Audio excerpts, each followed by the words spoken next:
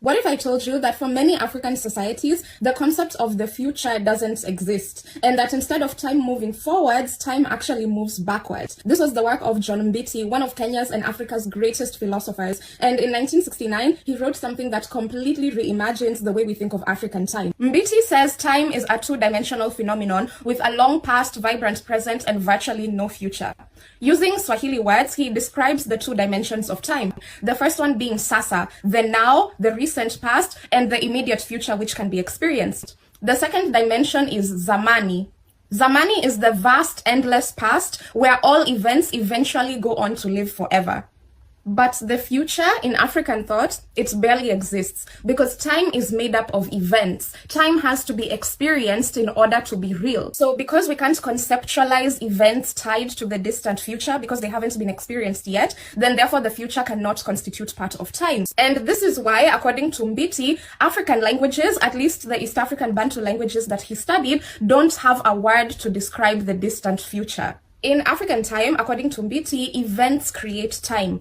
Seasons, ceremonies, a conversation, those moments produce time, and people produce as much time as they need. An example that Mbiti uses from the communities that he studied is that a year is measured based on 4 seasons, 2 dry seasons, 2 wet seasons. So a year is only over when those 4 seasons have taken place. So a year could take 365 days, 390 days. It doesn't matter the number of days in a year. What matters is that the 4 seasons have taken place.